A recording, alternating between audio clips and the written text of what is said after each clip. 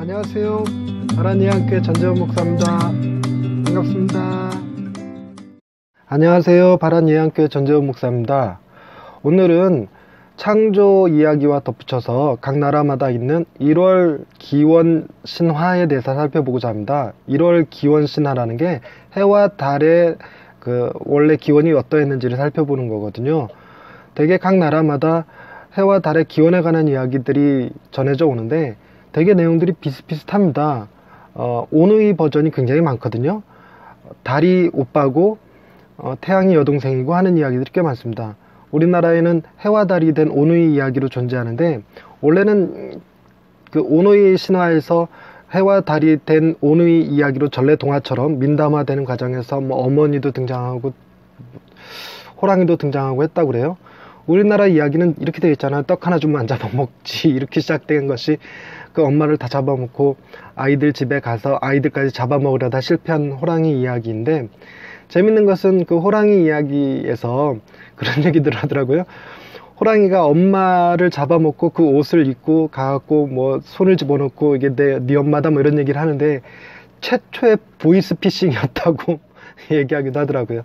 어찌됐건 이 햇님 달님 이야기와 창조 이야기를 가지고 한번 오늘은 설교를 풀어보고자 합니다. 녹음해 보겠습니다. 샬롬, 하나님의 평강이 삶에 가득하시기를 기원드립니다. 우리나라 전래동화 중에 해와 달이 된 오누이 이야기가 있습니다. 정확하게는 햇님 달님이지요. 떡장수였던 엄마를 호랑이가 떡 하나 주면 안 잡아먹지 하면서 다 잡아먹어버리고는 오누이까지 잡아먹으려고 집에 찾아오는 이야기입니다. 나무에 올라간 오누이는 하나님께 기도해서 금 동아줄 잡고 올라가고, 호랑이는 썩은 동아줄 잡고 올라가다 떨어져 죽었다는 이야기입니다. 하늘에 올라간 오누이는 해와 달이 되어 살았다고 하지요. 햇님 달님 이야기는 해와 달의 기원에 관한 신화가 민담의 형식으로 변하면서 각색된 구전 동화라고 합니다. 이번에 햇님 달님 동화를 보면서 미처 몰랐던 것이 태양이 동생이고 달이 오빠라는 사실이었습니다. 그냥 의뢰의 동양 문화는 음양의 문화라 태양이 양의 기운을 가진 남성이고 달이 음의 기운을 가진 여성이기에 동생이 달인 줄 알았거든요. 그런데 동화에 의하면 밤이 무서운 동생이 태양이 되기를 원했고, 사람들이 자기를 쳐다보는 것이 부끄러워서 빛을 많이 비치는 것이라고 합니다.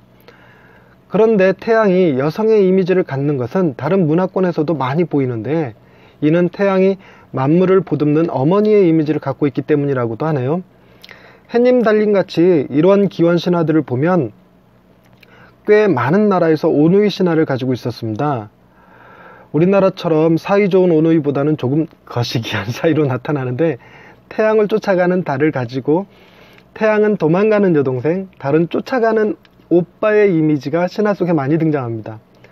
하늘로 올라간 오누이를 두고 더러는 오누이의 패기가 어마어마하다는 농담을 하곤 합니다. 산소가 부족한 성층권을 뚫고 영하 100도가 넘는 중간권을 지나서 10권의 2000도를 통과해서 하늘로 올라갔으니까 어마어마한 거죠. 이런 농담 말고도 가만히 생각해보면 오누이가 하늘에 올라가 해와 달이 되기 전 세상은 어둠에 갇힌 무간지옥이었을 거라는 말이 되잖아요. 1월 기원 신화가 인간 창조 신화보다 앞서야 하는데 오히려 그 순서가 바뀌어 있다는 것입니다. 다행히 성경은 해와 달이 창조된 이후 사람이 창조되었다고 하니 얼마나 다행입니까? 하지만 성경에 나오는 창조 이야기도 다소 난해한 구절이 있습니다. 우리는 해와 달이 있기 전 세상은 그저 어둠에 갇혀 있었을 것이라는 생각을 하지요. 해와 달을 창조하신 후 비로소 세상은 빛과 어둠이 생겼고 이후 낮과 밤이 생겼을 것이라고 여깁니다.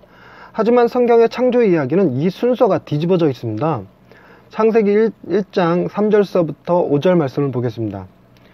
하나님이 이르시되 빛이 있으라 하시니 빛이 있었고 빛이 하나님이 보시기에 좋았더라.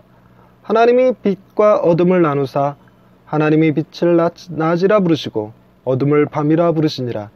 저녁이 되고 아침이 되니 이는 첫째 날이니라. 아멘. 하나님이 창조 첫째 날 만드신 것은 빛이었습니다.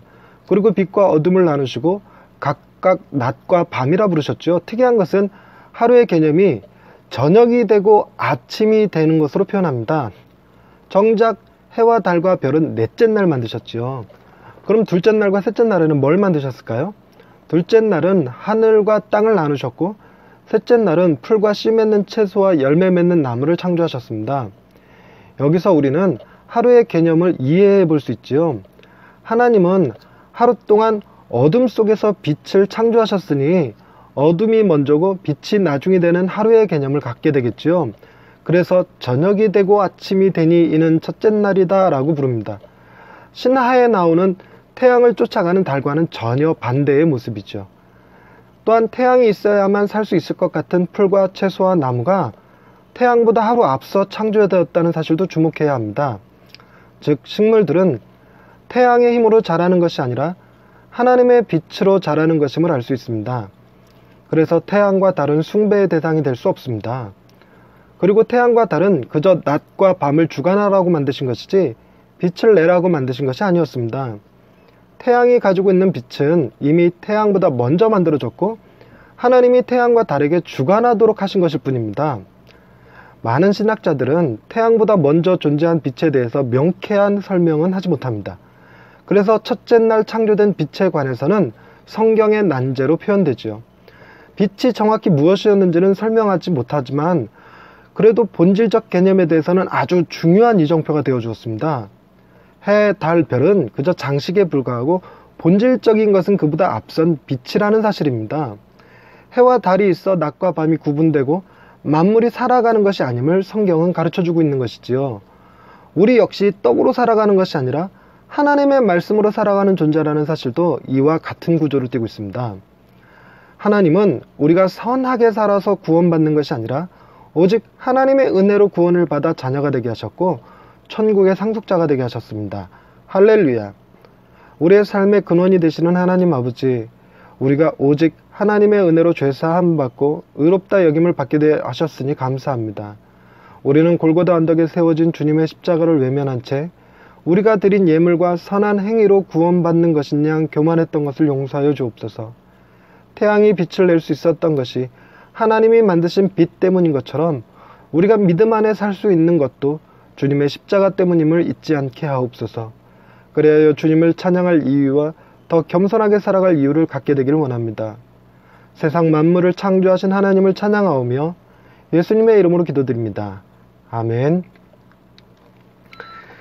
1월 기원 신화가 오늘날 같이 과학의 시대에서는 별 의미 없는 말일 수도 있습니다.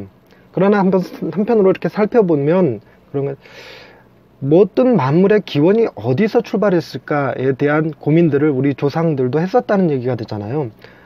너무 놀라운 거는 성경에 기록된 이 창조 이야기가 누군가가 지어낸 이야기라고 하기에는 내용이 너무 심오하다는 것입니다.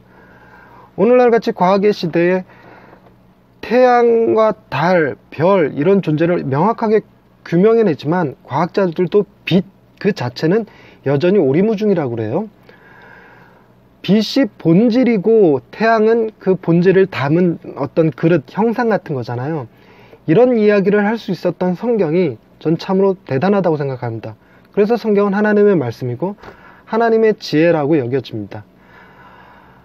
매일같이 뜨는 태양이지만 그 태양을 바라보면서 하나님의 지혜를 다시 한번 묵상케 되는 시간이었던 것 같습니다. 남은 하루도 즐겁게 보내시고요. 행복한 날 되세요. 감사합니다.